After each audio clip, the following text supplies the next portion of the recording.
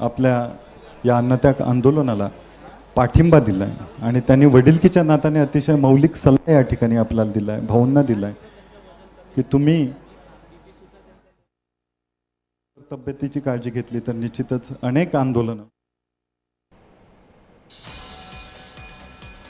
तर हे दृश्य आपण पाहतोय, बच्चू कडू यांचं आंदोलन सुरू आहे, उपोषण सुरू आहे. उपोषणाचा चौथा दिवस आहे. त्यांची प्रकृती खालावलेली आहे आणि त्यांना भेटण्यासाठी, त्यांच्या प्रकृतीची विचारपूस करण्यासाठी मनोज जरांगे पाटील या ठिकाणी पोहोचलेले आहेत. ज्यावेळेस मनोज जरांगे पाटील यांचं आंदोलन सुरू होतं मराठा आरक्षणासंदर्भात, त्यावेळेस बच्चू कडू यांनी अनेक वेळा मनोज जरांगे यांच्या आंदोलनाला भेट दिली होती आणि आता बच्चू कडू यांचं शेतकऱ्यांच्या विविध मागण्यांसाठी हे आंदोलन सुरू आहे आणि त्या पार्श्वभूमीवर ही दृश्य आपण पाहतोय. मनोज जरांगे पाटील हे बच्चू कडू यांचं ज्या ठिकाणी आंदोलन सुरू आहे त्या ठिकाणी पोहोचलेले आहेत. बच्चू कडू यांची प्रकृती खालावलेली आहे, मात्र अद्यापही त्यांच्या मागण्या पूर्ण झाल्या नाही आहेत. प्रशासनाकडून त्यांच्या मागण्यांसंदर्भात कुठलंही उत्तर अद्यापही आलेलं नाही आहे. बच्चू कडू यांचं आंदोलन सुरूच आहे. त्यांच्या आंदोलनाला आता मनोज जरांगे पाटील यांनी भेट दिलेली आहे आणि ही दृश्य आपण पाहतोय. दोघांमध्ये चर्चा सुरू आहे. मनोज जरांगे पाटील हे अमरावतीतील बच्चू कडू यांच्या उपोषणाच्या ठिकाणी पोहोचलेले आहेत आणि या दोघांमध्ये चर्चा सुरू आहे. थोड्याच वेळात ते माध्यमांसमोर सुद्धा त्यांची भूमिका मांडतील. मात्र शेतकऱ्यांच्या विविध मागण्यांसाठी बच्चू कडू यांचं हे आंदोलन सुरू आहे. या ठिकाणी मनोज जरांगे पाटील यांनी भेट दिलेली आहे आणि बच्चू कडू यांच्यासोबत त्यांची चर्चा सुरू आहे. बच्चू कडू यांच्या उपोषणाचा चौथा दिवस आहे. बच्चू कडू यांची प्रकृती ही खालावलेली आहे आणि ही दृश्य आपण पाहतोय. मनोज जरांगे पाटील यांनी बच्चू कडू यांच्या उपोषण ठिकाणी जात त्यांची भेट घेतलेली आहे. दोघांमध्ये सध्या चर्चा सुरू आहे. काही वेळातच बच्चू कडू आणि मनोज जरांगे पाटील हे माध्यमांशी बोलतील. तर ही थेट दृश्य आहेत ज्या ठिकाणी बच्चू कडू यांचं उपोषण सुरू आहे त्या ठिकाणाहून. तसंच राज्यभरामध्ये प्रहार संघटना ही आक्रमक झालेली आहे. प्रहार संघटनेकडून ठिकठिकाणी आंदोलन सुरू आहे. मंत्रालयासमोर सुद्धा प्रहार संघटनेचे कार्यकर्ते आक्रमक झाले होते. या कार्यकर्त्यांची धरपकड सुद्धा करण्यात आली आहे. बच्चू कडू यांच्या मागण्या मान्य व्हाव्यात यासाठी प्रहार संघटना एकीकडे आक्रमक आहे तर दुसरीकडे मनोज जरांगे पाटील यांनी बच्चू कडू यांची भेट घेतली आहे.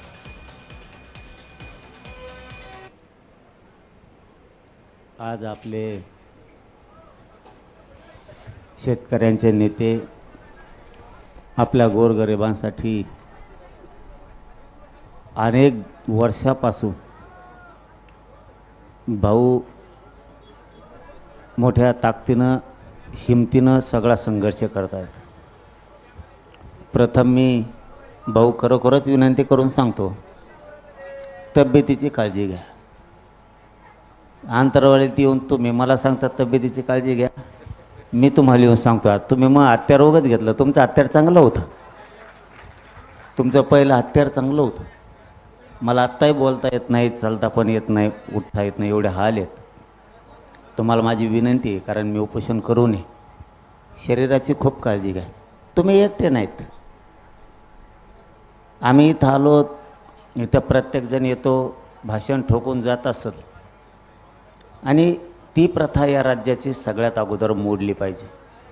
येणं, भाषणं करणं, पाठिंबा या म्हणणं, प्रत्यक्ष रस्त्यावरती प्रत्येकानं उतरलं पाहिजे. प्रत्येकानं कुठल्या विषयाला जर न्याय मिळवायचा असला तर प्रत्यक्ष रस्त्यावरती यावं लागतं. नुसतं इथं येणं, काळजी घ्या म्हणणं, आम्ही सोबत हे म्हणणं, याने न्याय मिळत नाही. आज जर आपले बच्चू भाऊ आपल्यासाठी जर जीव द्यायला तयार असतील तर समाजानं, सगळ्या शेतकरी बांधवांना ताकदीनं रस्त्यावरती आलं पाहिजे. ताकदीनं ते पण सगळं जिकडं तिकडं जाम करून टाकलं पाहिजे. आणि भाऊ तुमची मागणी मान्य नाही केली ना, बघा आम्ही तरी काय करतो, आम्ही सोबत येतो तुमच्या. यांना सळव ते पळच करतो आम्ही. आणि तेवढी शक्ती आहे आमच्यात, तेवढी शक्ती आमच्यात आहे. देवेंद्र फडणवीस साहेबांनी लक्षात ठेवावं. विरोधाला विरोध म्हणून करणाऱ्यापैकी आम्ही नाहीत. जरी आम्ही वयानं लहान असलो तरी समज मात्र आम्हाला आहे. कोणत्या वेळेस काय विचार करायचा, कोणत्या वेळेस कोणता निर्णय घ्यायचा, कोणत्या वेळेस काय शब्द बोलायचे, निर्णय क्षमता आमच्यात आहे. म्हणून बच्चू भाऊंच्या या शेतकऱ्यांच्या लढ्यासाठी जो बच्चू भाऊने जीव पणाला लावला आहे मी मुख्यमंत्री आणि दोन्ही उपमुख्यमंत्र्याला सांगतो, बच्चू भाऊच्या मागण्याचे तुम्ही तातडीनं दखल घ्या. ते फोनाफोनी ते बंद करा. फोन करणं कुठं याला पाठवणं आणि त्याला पाठवणं. एकदा जर आम्ही शेतकरी बिघडलो, तर मी शेतकरी आहे. ते नंतर असतं, ते लपडं नंतर ते नंतर बघायचं. ते ओबीसी मराठा ते घरी गेल्यावर. हां, इथं शेतकऱ्यांचे पोट्टे आहेत. आपण शेतकऱ्याचे रक्त आपल्या अंगात खेळतंय. इथं जातपात आणायचे नाही. एकजुटीनं राज्यातल्या सगळ्या शेतकऱ्याने वटणीला आणा. तुम्हाला सांगतो, विनंती करून सांगतो. जर बच्चू भाऊने आपल्यासाठी जीवपणाला लावला असला, बोलणं लय सोपं असतं. तुम्ही तीनदा जोडून आला असताना आत्ता भाऊ. तुम्हाला माझी भाषा कळती का? चौथा दिवस झालो पशी आहेत. तुम्ही दोनदा तरी आणला असत. जीवाची बाजी लावणं एवढी सोपी गोष्ट समजू नका. आताड्याची आग होती पोटात सगळे. माणसाला वरपत्रे आहेत का नाहीत हे सुद्धा दिसत नाही. इतकी भयंकर वेळ बेतलेली असते उपोषणकर्त्यावरती. उपोषण करता तुम्हाला असा बसल्याला जरी दिसला असला ना, तुम्ही समजू नका तब्येत चांगली आहे त्यांची. चौथा दिवस मानल्यावर तुमचे चेहरे पडू नये. तुमच्या चेहऱ्यावरती नाराजी पसरू नये. तुम्हाला वाईट वाटू नये म्हणून उपोषण करता उठून बसलेला असतो. त्याच्यात ती क्षमताच राहिलेली नसती. आपण उठून बसावं, तुमच्याशी बोलावं. परंतु समाज बसलेल्यांना वाईट वाटू नये म्हणून नाविलाजानं तो घंटा दीड घंटा बसलेला राहतो. तुम्हाला एक छोटीशी चुणूक सांगतो, सावध काय राहायचं. आपला माणूस उपोषण करताना ज्या वेळेस आपल्या समोर असा दिसतो ना, तुम्हाला वाटतं तो चांगला आहे. पण ज्यावेळेस तो खाली पडतो ना, म्हणजे झोपते ते गादीवरती, त्यावेळेस समजायचं सगळ्या लोकांनी की आपल्या माणसाची तब्येत खराब व्हायला लागली. पण आपला माणूस आपल्याला सांगत नाही आहे. तो का सांगत नाही? तुम्हाला न्याय मिळवून द्यायचा असतं म्हणून सांगत नाही. कारण मी ते करत आलो आहे. माझ्या लोकांना वाईट वाटू नये. आपण उपोषण करतो आहे आणि त्याची जाण जर त्यांना झाली तर ते बिथरून जातात. म्हणूनही आपलाच माणूस उपोषण करत असताना बच्चू भाऊसुद्धा तुमची काळजी घेतात. पण मी सल्ला देऊन चाललो आहे तुम्हाला की ज्यावेळेस ते झोपतात ना, त्यावेळेस शरीरात 100% त्रास सुरू झालेला असतो असं समजायचं. ते आराम करतात असं समजू नका. कारण त्या माणसाची एवढी घालमेल झालेली असते या शेतकऱ्याला न्याय मिळावा म्हणून. इतक्या वेदना झालेल्या असतात की त्या वेदना ते शब्दात सांगत नाही आहेत. आणि त्या सांगायसाठी ते उपोषणाला बसलेले नसतात. त्यांच्या डोळ्यासमोर आणि ते एक ध्येय घेऊन असतात की या शेतकऱ्याला न्याय दिल्याशिवाय हटणार नाही, हे पण घेऊन ते इथं बसलेले असतात. मात्र राज्यातल्या सगळ्या शेतकरी बांधवांना सांगतो, आता झालायच ना उठाव, कोणी करू द्या. ते तुमच्याकडे आहे का नाही मला माहीत नाही, पण ते लफडे बंद करा पहिले. ह्यो आमचा नाही बसला आणि त्यो आमचा बसायला पाहिजे होता.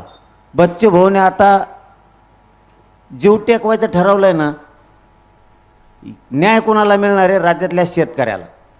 मग शेतकरी संघटनेचं आहे का? तो आहे शेतकरी संघटनेचं आहे का? भाजपचं आहे का? काँग्रेसचं आहे का? शिवसेनेचं आहे का? बेसरामाचं आहे का? माणूस जर आपल्यासाठी बसायला तयार झाला आहे तर राज्यांनी क्षणात उठाव केला पाहिजे. कुठलाच विचार नाही करता. आता उलट शेतकऱ्यांना संधी आहे. शेतकऱ्यांना सांगतोय मी, या राज्यातल्या शेतकऱ्यांना संधी आहे. कर्जमाफी याचं आश्वासन शेतकऱ्यांनी दिलं आहे आणि बच्चू भाऊनी जीवपणाला लावायचा ठरवला आहे. राज्यातले जे जे शेतकरी आता ऐकत असतील त्यांना हात जोडून सांगतो, तुमच्या न्यायासाठी ते बसलेत ना, त्यांनी राज्यात उठाव करा असं म्हणायची बच्चू भाऊंवरती वेळच नाही यायला पाहिजे. त्यांनी सांगायचं उठाव करा, सगळं राज्य एका जागेवर आणि मग आपण यायचं. ही भूमिका सुद्धा आपली शेतकऱ्याची पद्धती पाहिजे. शेतकऱ्याला स्वतःचं हित जर कळत असलं ना, तर तुमच्या हितासाठी बच्चू भाऊ बसले. माझा जाहीरपणानं आव्हान आहे, भाऊने दिलेला अल्टिमेटम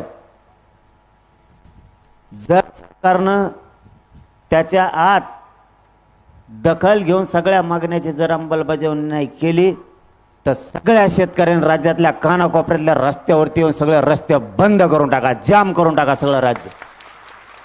आणि भाऊ आम्ही सोबत येतात. ज्यावेळेस मनोज जरांगे म्हणतो ना आपण लय येडपटे बरं का, मग आपण मग कचाकच घोडेला येत असतो नाही ऐकलं की.